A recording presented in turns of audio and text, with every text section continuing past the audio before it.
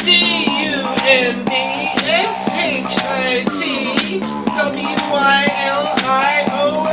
Wylion. Real dumb shit. Real dumb shit. Real dumb shit. Real dumb It's your shit. boy Shunt and your boy Redacted. What's going on, peeps? We're back with that real dumb shit. It's your boy Shunt and it's your boy Redacted. What's going on, Redacted? What's happening, man? Yeah, it's good, man. It's good. You know, this is like the 8th time we tried to actually, introduce the show a bit differently. And I think that's the way forward. What to say? The same as always. Nobody knows the truth. It's like, layers upon layer of, redoing and, redaction. Yeah, sorry for your namesake, but yeah. And redux. And shunting things along. Rewind. Reloading. All And the good shit. all that stuff. So, welcome to Real Dumb Shit, Volume 10, I think. 10, 9, 8, 7, 6, 5, 4, 3, 2, 1. Speaking of the one, what the fuck has happened to Jet Li, bruv? I just basically saw a couple photos online. I'm pretty sure that either one or two things have probably happened. He's actually from the one, and he's come back from the future to basically inhabit the role of Jet Li now, but obviously Jet Li can't exist at the same time, so it's like He just took his place. he just took his place. He killed himself. No, he didn't kill himself. Actually, he couldn't kill himself because then how would he be there? Yeah, he's the one. I don't know. It's very He's confusing. tied up in the basement somewhere. It's like he's meant to be 55. He looks like 555. Yeah, he looks about 1,000 years old. At first I thought it was just like makeup and stuff for a role, but apparently he's been rolling around. He's been rolling around like this for a while, and it's commonplace. And the worst thing about it is that when you're exposed to the Hollywood lens, which I call it, you get a lot of prosthetics and all this makeup and stuff like that. And then when a person takes off the makeup, they look old, but they're not actually old. He's like 55. It's like he looks like a normal 55-year-old, but he's Jet Li. So He doesn't. He looks like he's 1,000. He doesn't look like he's 55. okay, fair enough. I just wanted to sort of play it down a little because I don't want to sort of be over concerned that much. I'm concerned. It looked like he just escaped from the crypt. The crypt, yes, he does look semi to the crypt keeper. It's kind of scary. Yeah. Yeah, it's crazy. Or a bajillion-year-old vampire. Yeah, maybe. It might all come out that he's in a new film, and it's like, they probably play off that way, and I hope it is the case that he's just in a new film. Method acting. Walk around like an old man. Forever. I don't know. I'm sure you can laugh. It's scary. It's Scary. It's legit upsetting. Because Jackie Chan, he's way older than Jet Li. He's coming up into what, 70s now? Late 50s, maybe? He must be like 70 something. No, he's not 70 something. He was young in the 90s, bruv. He was young in the 90s. I reckon he's around about late 50s tops. Nah, he is old. If Jet Li... He's older than 50. He must be older than 50. Yeah, about 60 something. Yeah, he must be. How was Let's see. He was in Bruce Lee, and he was 21 in Enter the Dragon. That's 1979. Yeah, he's probably about 60, late 60s. He looks old in the foreigner, but he doesn't look Jet Li old. That's now no a new one looks term. Jet Li old. Anyone that looks Jet Li old is dead. No. That's an overstatement. It's just the fact that we are lied to with the hair. I reckon he was bald from ages, because that looks like male pattern baldness. I'm pretty sure you get that early. 64. 64, yeah. See, that's his Hollywood age, so he's probably around about 69. What? 69. Yeah, but it's crazy. Obviously he's suffering with something if he is the case that, he looks like that. Now, I wish him all the best. This is so weird. Right, so I searched how old is Jackie Chan. Mm-hmm. And so they have people also search for. And this there's definitely a one of these things are not quite the other situation. Mm-hmm. So Jet Li, fair enough. Like you look up Jackie Chan. Yeah. I'm sure you're interested in the age of Jet Li. Yeah. So that they checked out the age of Sylvester Stallone. That makes sense. Yeah, Expendables. Yeah, all of them in Expendables. Chuck Norris as well. Expendables makes sense. Arnold. Yeah, Makes sense. Jean-Claude makes sense. Yeah. Is he in Expendables? Is it one of them, right? He must be in one of them. He must be in one. He must be in one of them. But even if he's not, it still makes sense. Like he's still like he's you know he's around their age group. You know he was making films, action films at the same time. Those action films were big, so it makes plenty of sense that you'd have searched up Jean-Claude. Yeah. Chris Tucker makes sense. Jackie Chan, and Chris Tucker, yeah. for Rush Hour. Yep. Statham makes sense. Yeah. Which film was he in with Statham? Oh, it was Expendables. Yeah. My bad. Yeah. But then Jaden Smith. Like, all right, yeah, he was in Karate Kid, but like, Yeah, I mean that's not that bad. no, but like, Because he was like 14 or something when he did what, something. man? This is weird. It's like, yeah, I'm gonna look up the age of all these old men, and I'm also gonna look up the age of Jaden Smith. Well, it's just because of the films, isn't it? I And mean, also, who gives a fuck about Jaden Smith? I kind of do because Why? it's the future, bruv. These are the No! These are the No films way. that we're gonna be watching when we're older, bruv. No. We have to support him. No. We have to. Jaden Smith. Wylion. Jaden Smith is not going to be in any, like, he is not the future. He the is. only future he has is like padded room. That's his future. Padded room, jacket with the zip on the back. Are you talking? Like Are you talking about all the crazy stuff he was chatting when he was younger, or kind of like a couple years ago? Yeah, like, dude's not right. Dude's not right. Nah, he's alright, man. He's not right. Dude's not right. Plain and simple. Like, He's okay, man. He's okay. Nah, He's a kid. He's a kid. Nah. He's a kid that's got access to books. That's the reason why he sounds intelligent. Got access to books. Yeah. Nah, man, he's got access to sniffing his own shit. Like, there's something wrong with him. I mean, I don't know. When you're a kid, you're meant to make mistakes, in it. So I'm not going to judge him too harshly. If he was Will Smith's age and he was saying the shit that he was coming out with, I'll give him a slap. But he's not. He's a kid. Yeah, but his parents are Scientology. He's got no hope. He's got no hope. Nah, it was Will Scientology. Wow, he kept that low key in it. Yeah. Wow. Exactly. No hope in a house full of Scientologists. Yeah, it doesn't explain why his films suck now. You say it does explain. Does, yeah. Because after Tom Cruise became Scientology Tom Cruise, I mean, he could still run for fucking, you know, he's the greatest actor at running. Yes. Standard. But, yeah. Yeah, but Mission Actually, Impossible, yeah, this is it, and Reacher as well, that was alright. Okay, Tom Cruise might be the exception, but it's definitely a fact for John Travolta. Ever since he came out with the whole Scientology and Battlefield, and then, you know, I don't really... I mean, he came back a bit, and then he sort of wavered again, and it's like, you know, it's all Saturday Night Fever in John Travolta's world, sort of thing. Yeah. He's Actually, it's not Saturday Night Fever. What's the one that came out after? The one where he's wearing a headband and vest. Alive. Is it Staying Alive? Yeah. Oh shit, yeah. That was a terrible film. I don't think I saw it. No, I might have seen like the end. I don't think I saw the whole thing. And you went from that to being the fat chick in Hairspray. He's another weird one. Like, he's super weird. Any opportunity at Oscars, like, he's all touching people's faces and shit, encroaching on people's space. To be Like, fair, dude, I if don't you give a came fuck out if of you're like, if you're nah, John Travolta, get out my space. this is a Get mad the thing, right? Fuck out my space. This is another thing. Like, I was watching one of those documentaries. I mean, I watched the Louis Theroux one where that weird guy was like chasing him down and shit. Yeah, And then, I think I've seen that. And then there was another one with a lady that was in King of Queens. Oh yeah. I Yeah, think that's recent because she was in there like till quite recently.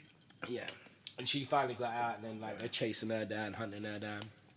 And I'm thinking, I was upsetting when I found out she was in Scientology. Who? Like, no. well, her. Yeah.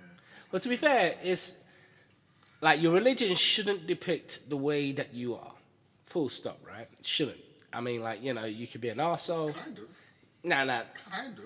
It shouldn't. Like, I mean, like, because your social character is completely different to your spiritual character. Yeah, but whatever religion you are, it's going to be a big part of you. So, like, it has to be. I mean, like, it depends. Like, there's circumstances, isn't it? So it's like, you shouldn't impose your religion or your sensibility onto somebody else. Yeah, that's true.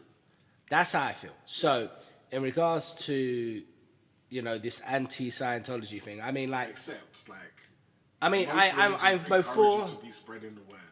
Like, you need to be spreading the word. So, like, Not really. yeah, well, no, but the religions encourage you to spread the word. That's Not part of really. it. No. So it's part of the Pentecostal and the Christian because they are businesses. Let's be real. Alright? Come to our church, fill our plate, get the fuck out. That's their thing. Money. So in regards to that whole scale of things and all that stuff, organized religion I've always been against. It's just one of my things. But in regards to Scientology, What religion is organized? What religion is unorganized? spiritualism, that isn't organized at all. Have you ever been to one of their things? No. Just a bunch of hippies running around, bruv. Bunch of hippies with That's still organised. No, with crystals and like I don't know. It's a different vibe anyway. I mean, like wherever it floats your boat, I mean, because everybody has their sensibilities and their egos and their sense of spirituality and whatever. Not here to discuss that. Here to discuss Scientology and the ways in which they exploit their members. Like The whole thing is just exploitative. I mean, like, this is the worst thing about it. I mean, the ones at the bottom always get fucked up by the ones at the top. It's just whatever it is, right? That's just life. But this whole, like, needing to, target celebrities and all that stuff is just creepy. But then saying that, I've been, like, listening to a lot of, like, weird podcasts. All over podcasts, like, just weird stuff. And one of the things that came up is this thing called structuralism. Are you aware of the concept, Mr. Redacted? No.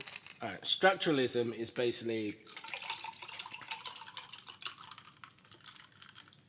is a belief of society being sort of like based on structures. Yeah. I mean, it's kind of like in the name, but I mean, like, let me break it down. So the structure of language, so the fact that you're speaking English right now, but then there's a Spanish version of this conversation as well. There's different translations of this language. Yeah. And it's the communications within that sort of like context, which they call, what was it? Oh God, it's on the tip of my tongue. Actually, it's not. It's a fucking complicated word. It's binary opposites. So the fact that there is an up, there is a down, there is a left, there is a right, sort of thing. But I mean, in regards to the theme of structuralism, it's all a term of beliefs anyway. So like the idea behind it is that society is predetermined. Okay. So there's no such thing as free will as such, because we are products of our environment. Our environment is created before we actually exist, so therefore we're already on a predestined route. In theory, the idea and the notion of free will is down to the relationships and people that we decide to sort of include within our social circles, and that's how we develop as a human being. In theory. But is that not a choice? It is and it isn't, because as equally as it's your choice, it's their choice. And they're... Like, for example, me being your friend, it's a mutual balance. Yeah. Like, I am much your friend as you are much my friend, if that makes sense, right? So you're my whatever. So the binary opposite of that is up, down, left, right, whatever.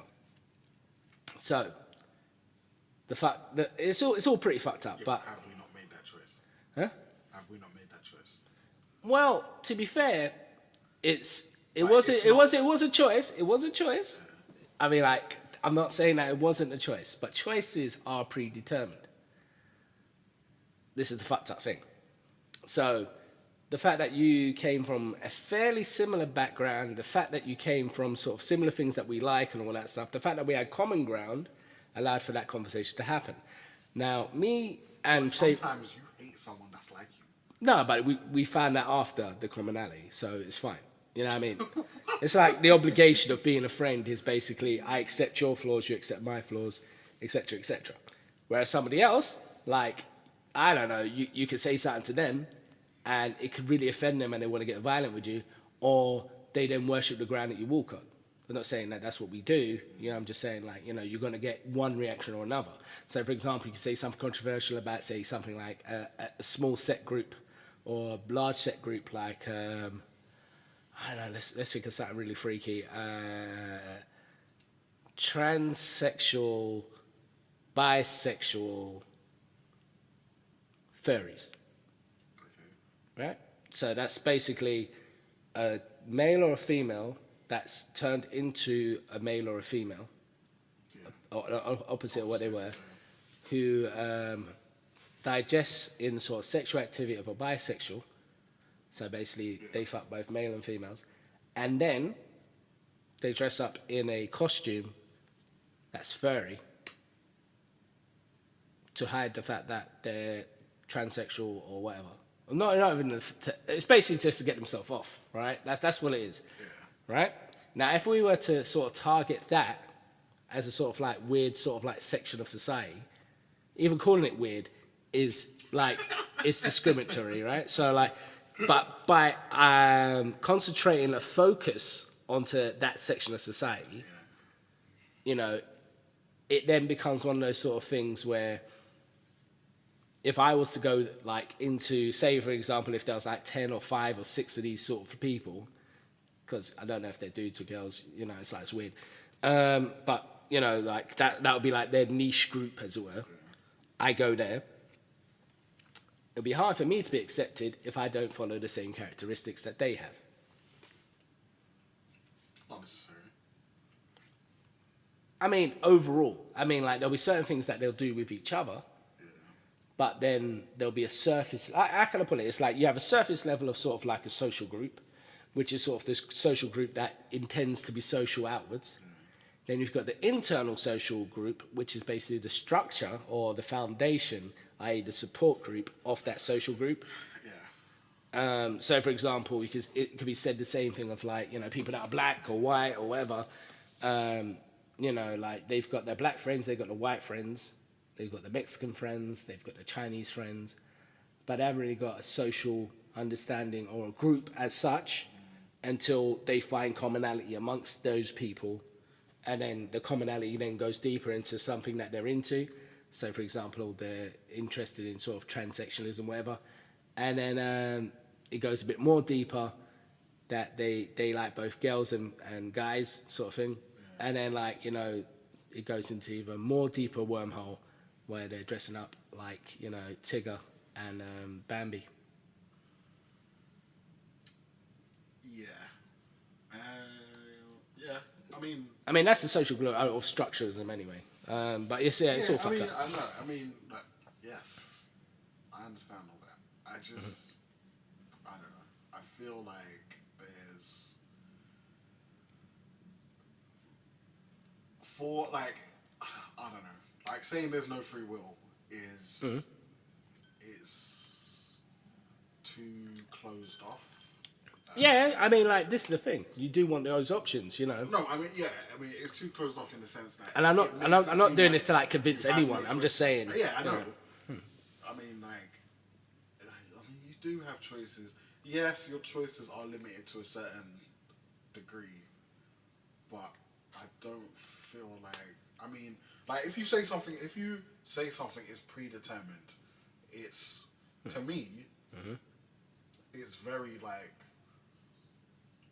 Black or white, like it's It's this or that. It doesn't appreciate the vagueness that is life. Yeah, like there's too many options to incorporate or to explain it away by saying everything's predetermined. Like I do agree that to a certain extent everything's predetermined. Like you said, like based on stuff that happens before you're even born, and you know like. Obviously, I have to recognize that. Like, you know, you have to, as a black man, you have to recognize that shit. This is the thing. To put it bluntly, you have to. Like, no, but this is the thing. It's all social and economical. So whoever race has the dominance of. But I just think that predetermined is just too. To me, it feels like too strong of a word. It might be right, But to me, it just Well, feels too it's strong. not. It's basically free will only comes into it if you're aware of your environment, for one. So it comes to social awareness, i.e., what environment are you in, and two, the ability of action, and taking something from practice into praxis. Praxis, I mean, like a lot of people don't know what praxis is. I'm not making the word up. I haven't got a lisp or anything. Praxis is basically the art of, or the application of putting what you've done in practice into action. So praxis. So, yeah, so you got that. But yeah, it's just like one of those ones where you've got different options, but most of them are hindered by either a financial sort of thing. So, for example, I'm from mixed heritage, so it's not that I've seen more than you. It's just that I've been given a different perspective than you, if that makes sense. Like there's certain things that you've seen in the black community and I've seen in the black community that would shape, whatever viewpoint you have on it. So, like you got the whole stereotype of, our fathers ain't shit, or our fathers have been persecuted by the government, and, we haven't got that role in the house. And then, it's up to us to basically go out and forage for ourselves and, set an example for the generation below us and all that stuff. This happens in different communities, right? It doesn't happen directly only in the black community, but it does happen in black communities in white-dominated societies. So, it might be different if it's in Africa, sort of thing, like you might be a billionaire or a millionaire or, could be completely broke, it doesn't matter. It depends on your environment and your social needs in regards to what needs to be fulfilled, if that makes sense. So, for example, me, mixed race, a lot of people sort of like believe that, if you're lighter skinned, you get an easier route and all that stuff. That's all bullshit, by the way. It depends where you are. Like me at a fucking airport, in a sort of like, if I had the audacity to wear sandals, I'm technically Muslim, bruv. You know what I mean? I mean, like anyone that and within this corresponding sort of environment, as it were, it's a danger. It's a danger. So I'm more in danger now than I was then, sort of thing. Based on a social shift over sort of like what accounts for something being scary. Yeah.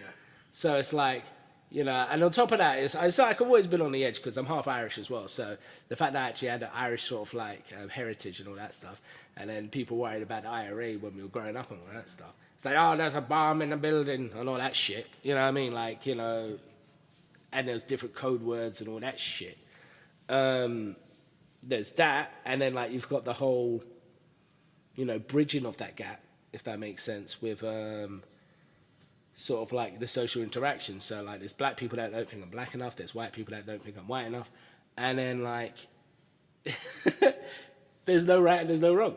However, It's fucking ridiculous. it's fucking ridiculous.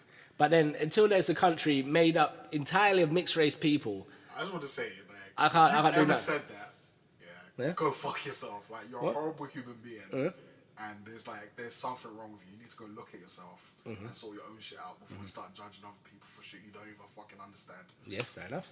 I'm sorry. Close to Sorry your for chest. interrupting you. Close to your chest. That was close to your No, chest. it's just fucking ridiculous, man. I hate shit like that.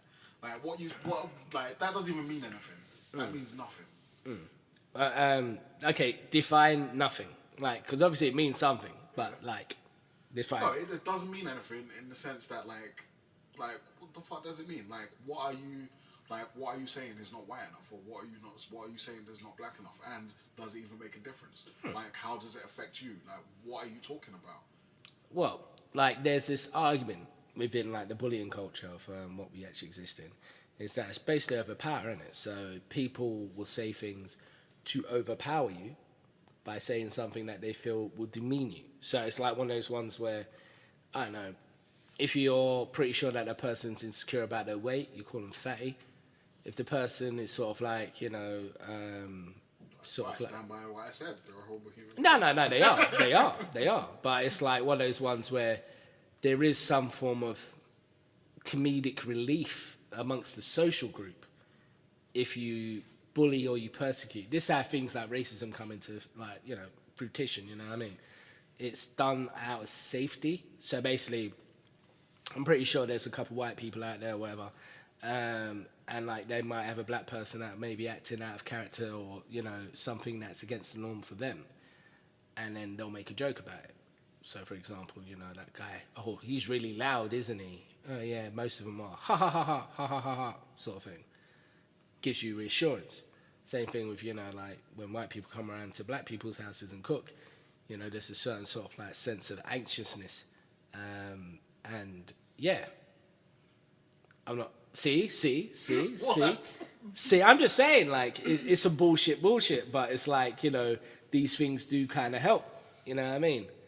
In regards to sort of social interaction. So it's like, I mean, because I've heard it all, like in regards to black versus white sort of thing. So it's like, you know, or the food's too spicy, or the food has no seasoning. What's the other one? This music you dance to, this music you do whatever you want to, sort of thing. And then, like, you know, you've got, you know, different layers of those polar opposites. Like, I see it like that. I mean, obviously, if you're black, you're just thinking, oh, these white people are stupid, or these white people, or these black people are stupid, or whatever. These are the things. But the whole scope of things, right, which is all fucked up. I reckon that I might be slightly drunk by this point. But, yeah, it's all fucked up. And, yeah, I mean, if you're thinking of it, like, from a sort of Scientology / you know, point of view where, you know, they've got rules and regulations and, you know, you're going up tiers and all that shit. Madness. It's one of those ones where you've got... Shouldn't be in a religion where there's levels. Bruv, every religion has levels though. Even the was it Catholic Church? I stand by what I said. Catholic you Church. shouldn't be in a religion that has levels. Well, this is it. It's like, this is probably going to get us hunted down or some shit by Scientologists. You're probably going to have people like trying to test our fucking wavelengths or some shit. I don't know what you know, that thing that they make motherfuckers hold on to. Yeah. Webs. What's that thing? I can't remember what it's called. It's called something stupid. Most of the thing. I mean, like, this is the thing. It's like, it's a version of reality, isn't it? It's like, to me, because I've been like listening to this like podcast called Philosophize This, and it's not changing my point of view completely, but it's giving me more insight to sort of like, you know, thinking. Because before I used to do things and not think. I mean, like, you know, I used to skim things, for example, but now. I had never redacted childhood trauma and all that.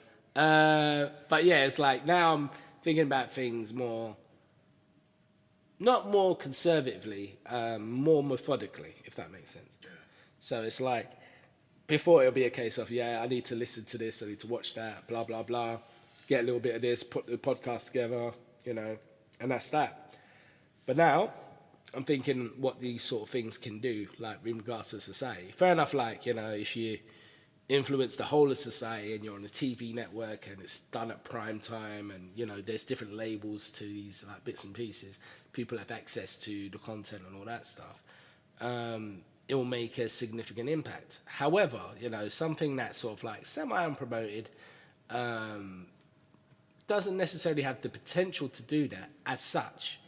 But then it appears to sort of like, well, not even appears, it appeals to those in society that want something different from the norm. So, I mean, I know it's called real dumb shit, but it's like one of those sort of sucker punches, like I'm trying to reel you in and educate you motherfuckers slyly. It's not sly if you tell them it's happening. Yeah, it is.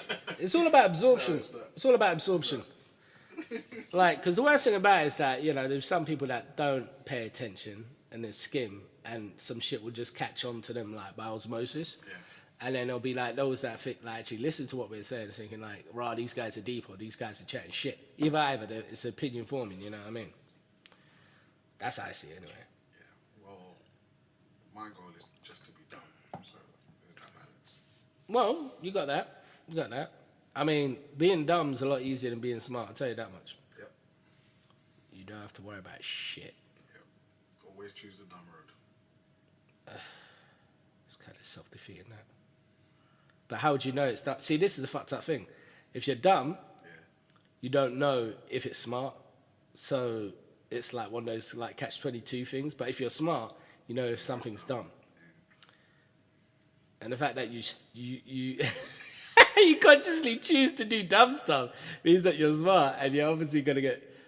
I don't know what that'll do to your psyche. That it's like you're pretending to be dumb, or are you actually dumb by default because you don't have to be smart now?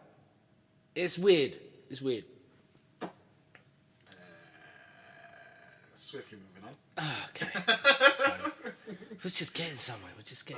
No, Okay, fine. Psychoanalyzing redacted.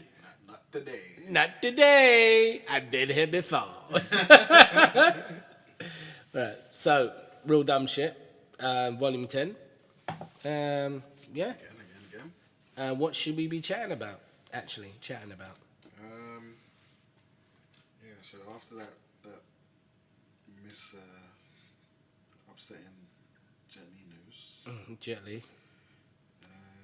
The worst thing about Jet Li, or the name Jet Li, is that it rhymes with R.I.P. So it's like he's waiting to die.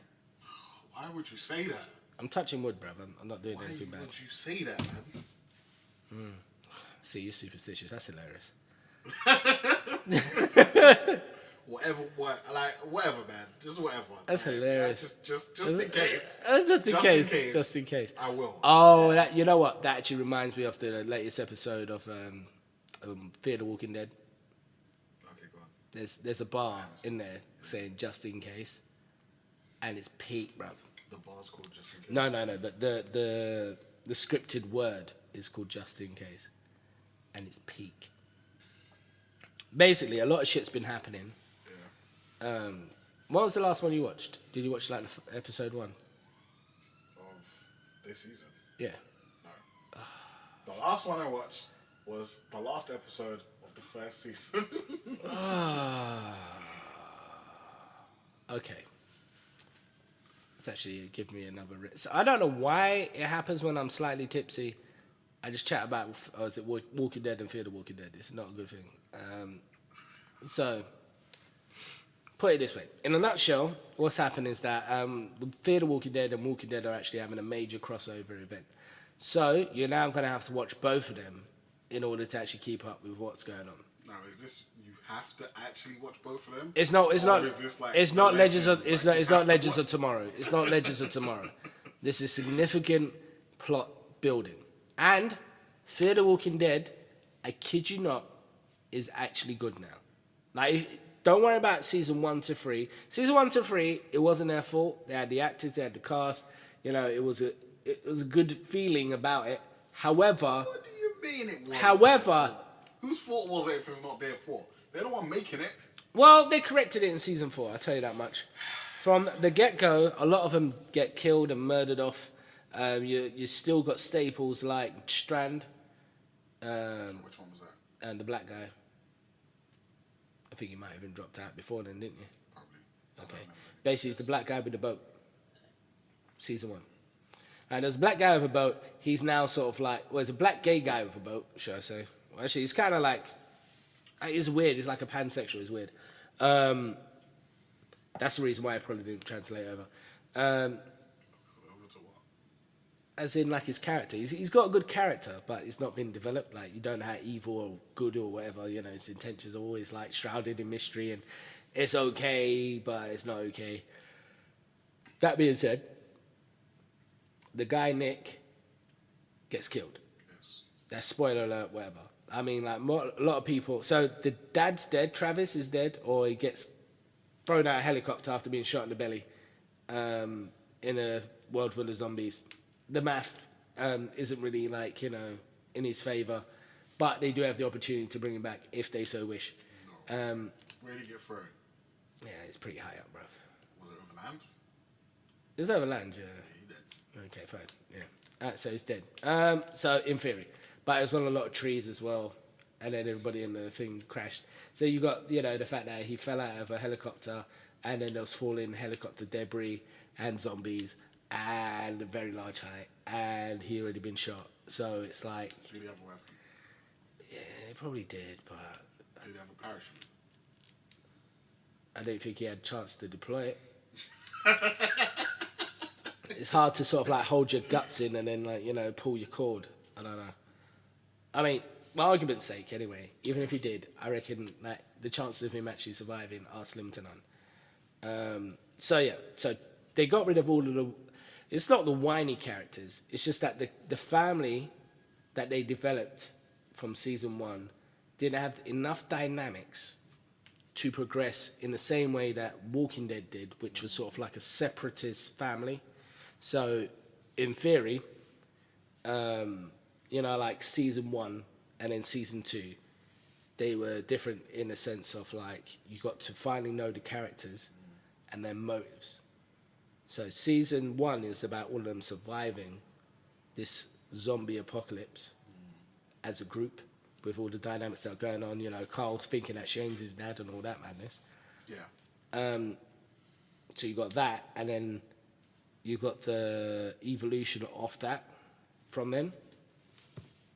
Obviously Shane got killed and then got reincarnated as the Punisher, but we won't even go there. But yeah, in regards to that sort of like scope, that's the line of the story. So it gives you more to sort of like stretch from. But the problem with Fear the Walking Dead is because they're starting at the beginning of the apocalypse, and you're already aware of what happens. Like they didn't really have that much of a mystery to sort of like tell. And I feel that they did take their time because they thought that, we've got to do this some fan service, explain it properly. We understand that it broke out in LA. It doesn't even really make sense because they don't want to, like, either they don't know or they think that the mystery is better than any explanation. So then why would you do like a prequel series where you're not going to explain everything? It doesn't make any sense. To be fair, I think it was just an exposition of actually explaining what's going on. Because it's harder to say it's a spin-off. No. It's harder. It's harder to say it's a spin-off series dating from the beginning of the zombie apocalypse, right? Yeah, prequel. Well, yeah. But the worst thing about it is that it kind of messes up with the timeline. I mean, like, don't get twisted. They've kind of like rushed the timeline forward on Fear the Walking Dead now. Most prequels. Yeah, they explored some sort of aspects of story, and they're kind of like telling. So are they the up season to regular Walking Dead time now? The main action exists within main Walking Dead time or post Walking Dead time now. No, but like current Walking Dead time. It's past that. So it's ahead of the Walking Dead. Yeah. So Walking Dead is now the prequel. No. Walking Dead will probably pick up from the events that will happen, coinciding, if that makes sense. So anyway, Morgan's now gone over to Fear the Walking Dead, right? Yeah. And Needed help. and it's a good thing. Like it's so much better now, so much better because now it's like you're following the journey of Morgan from Fear the Walking Dead. From The Walking Dead. So it's like you've got a different vested interest in it. And then like fair enough, he's crashed into sort of like these characters from Fear the Walking Dead, and now they're like there's only a couple remainders in there.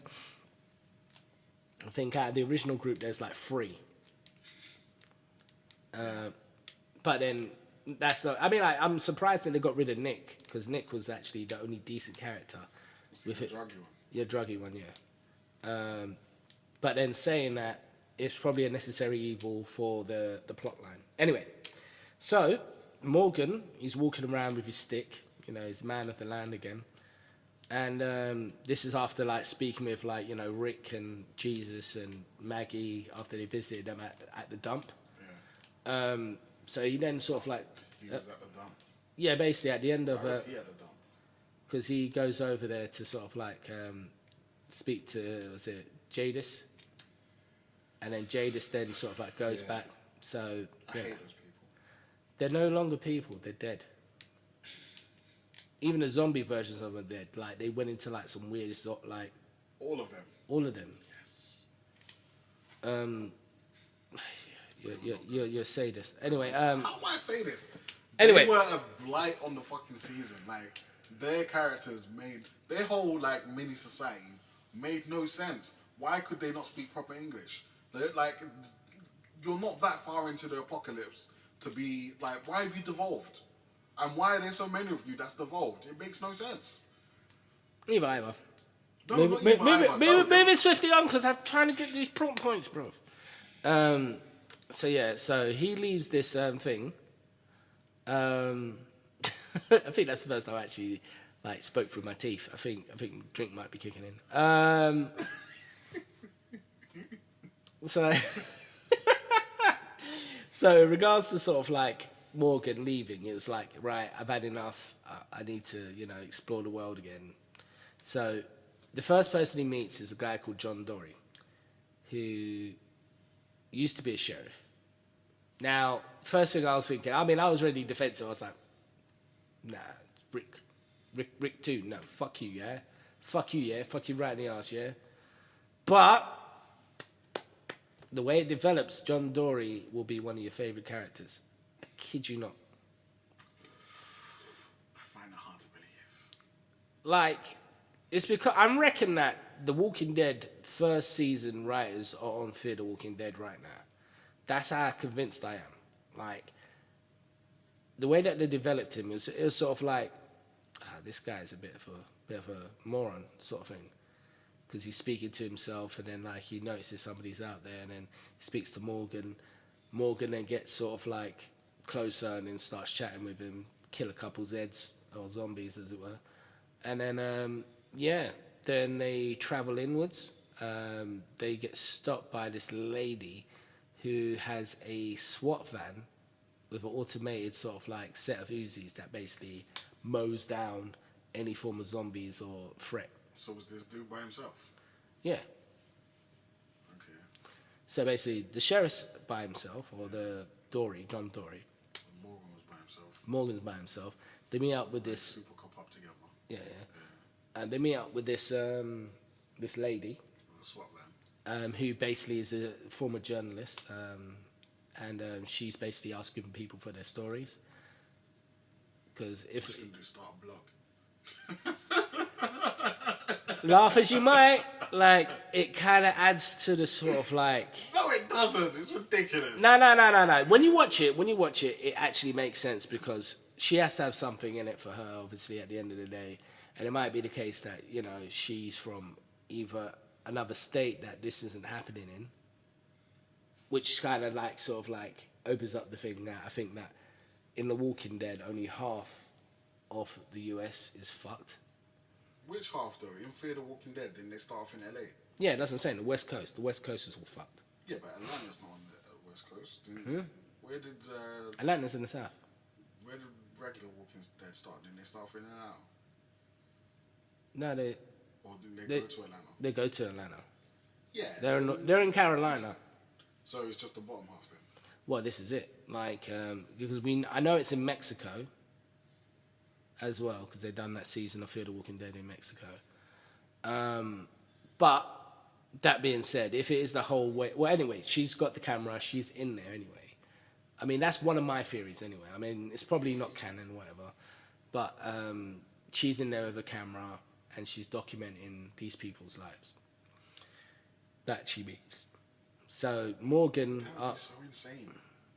That would be so insane. Like, imagine if like there's states where there's no zombies, and then this woman decides, yeah, I'm gonna go make a zombie. it probably didn't even start off as a zombie thing. Like, if it was the case that she's jumping into this like wasteland of America that's just happened, but then it's like one of those ones where surely something would have been on TV, surely something would have been on the internet, or are they completely cut off? Or, you know what I mean? I mean, depends, because obviously a phone and the TV are the worst thing for you to even include in any form of drama,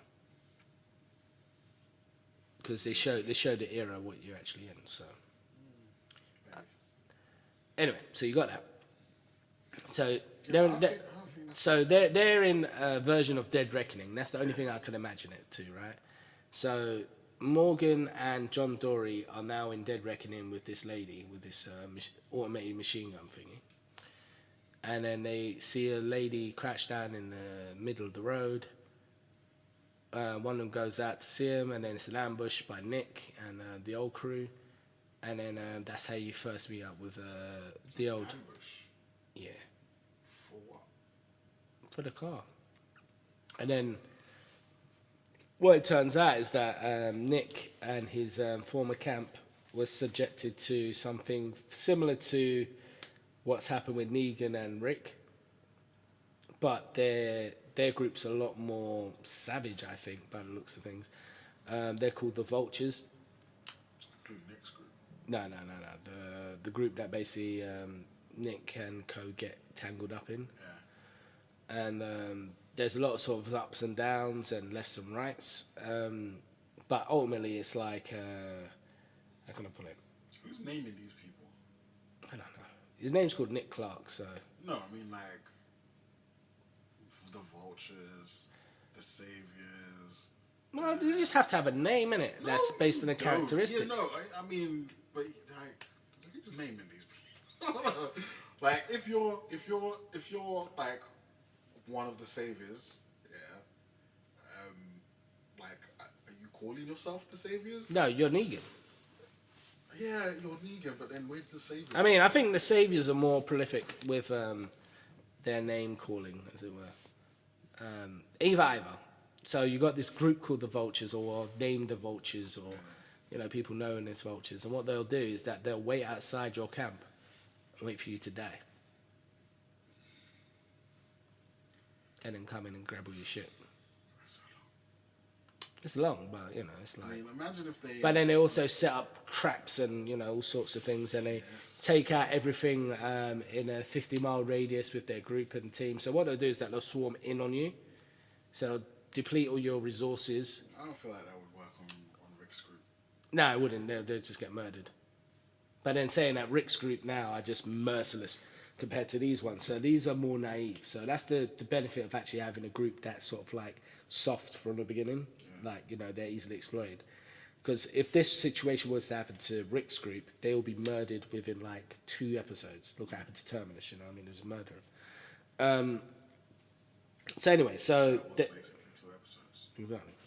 So you've got this group hanging out side the front, waiting for, you know, these people to fuck up or whatever.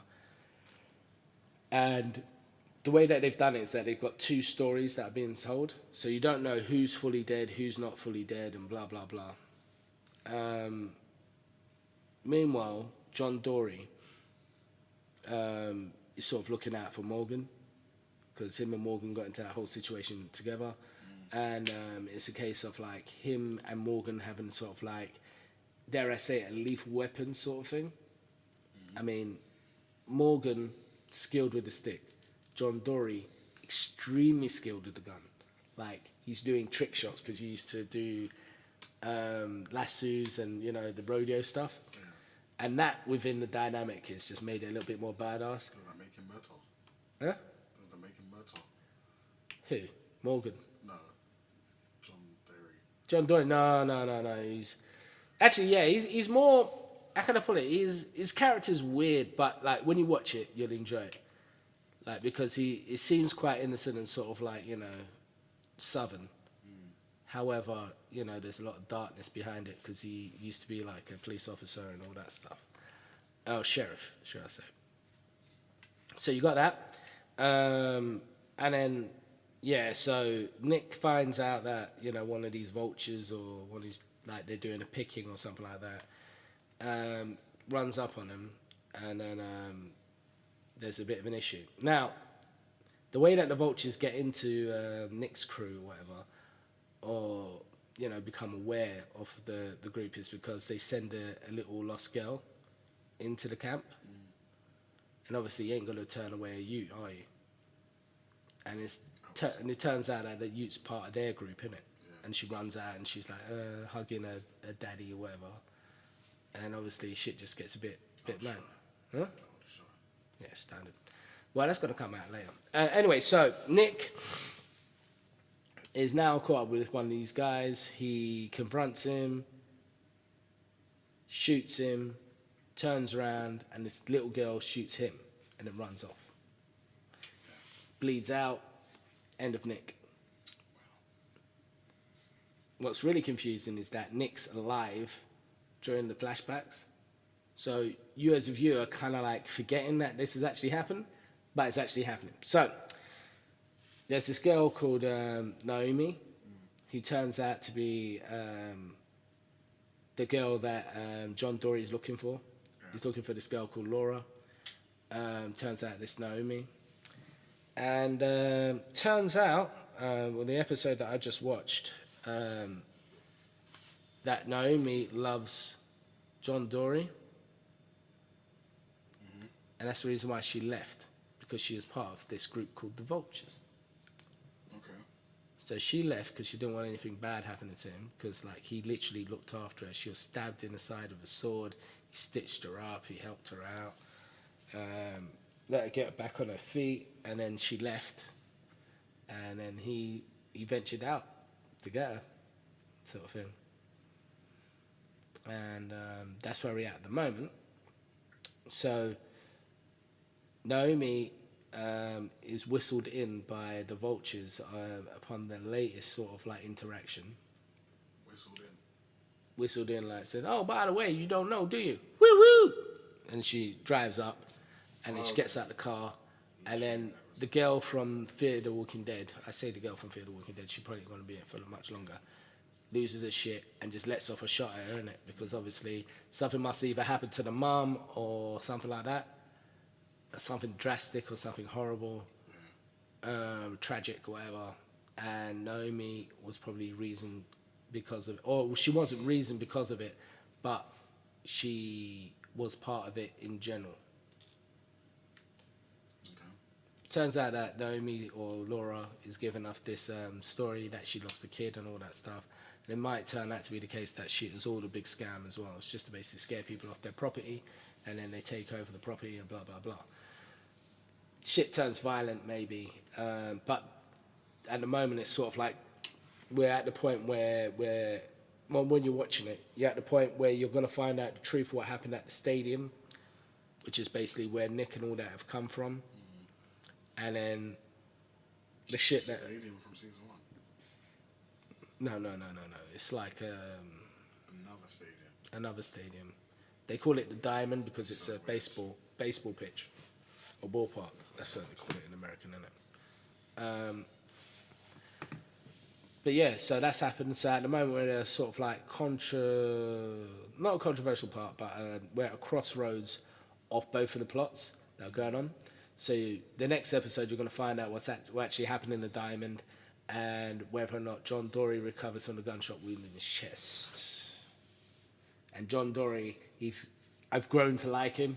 He can't die, bruv. Can't die. It's not allowed to. Right, Huh? Well, you're right. Yeah, I mean, like, don't get twisted. I haven't known him longer than Daryl. Yeah. But, yeah, he's too badass. Like, when you're watching him, it's like, right, this guy's about it. He's about it. It's about it, bruv. Like, to the point, he doesn't use guns, bruv. Right, because he's got this trauma from guns, so he's like taking out...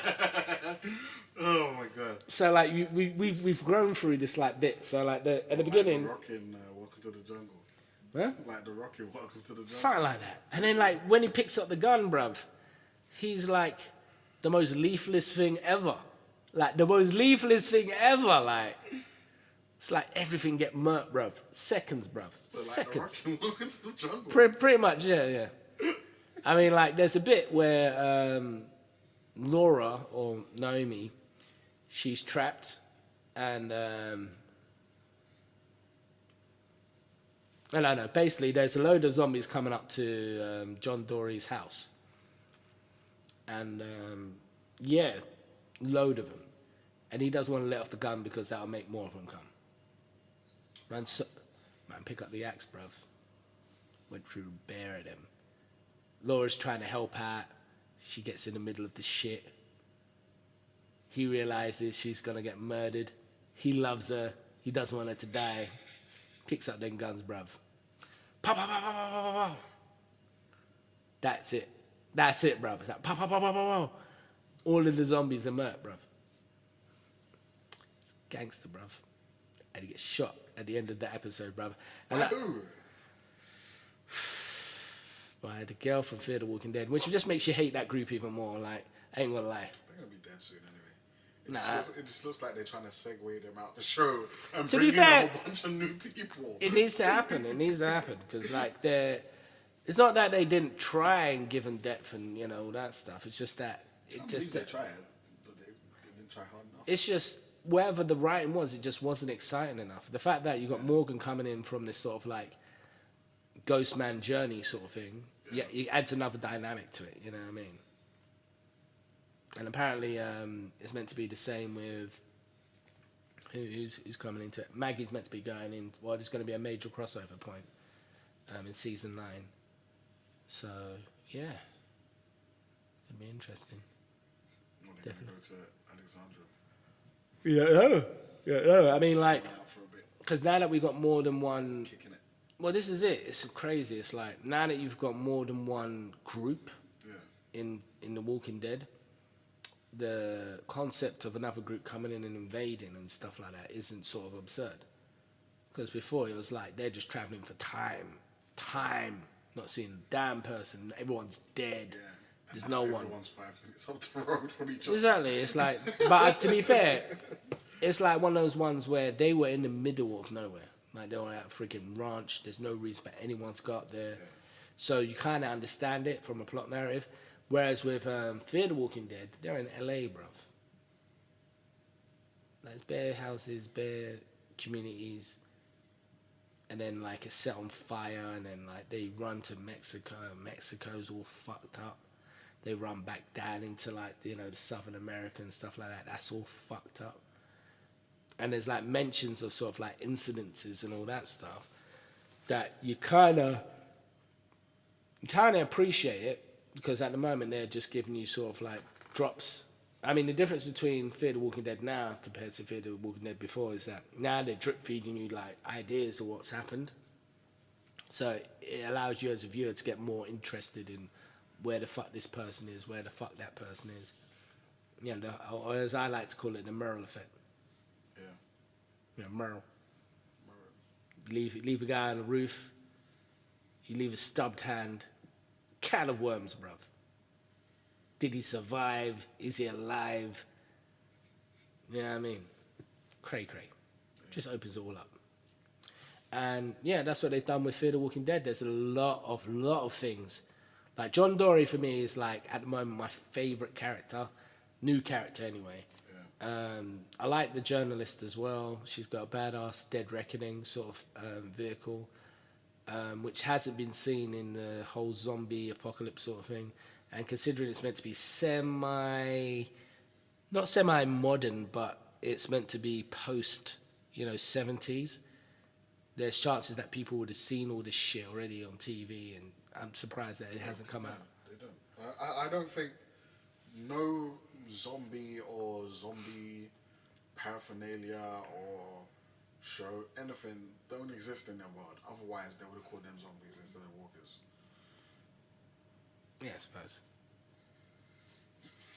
I mean, it's that exposition, isn't it? Like you have to separate yourself from that reality. You know what I mean?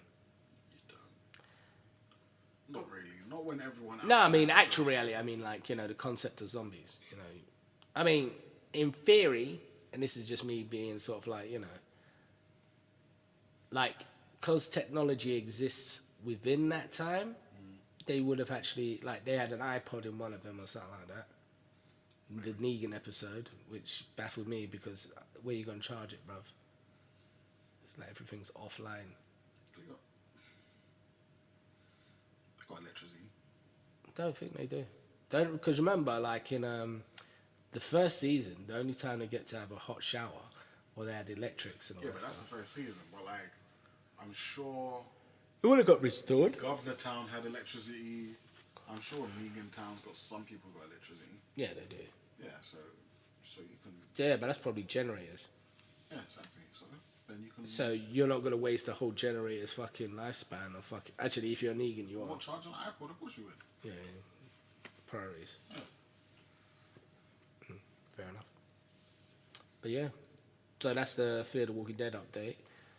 So I'll watch it. Yeah. Yeah, definitely. It's not like... It's not that you have anything to be frightened of. They have to be scared.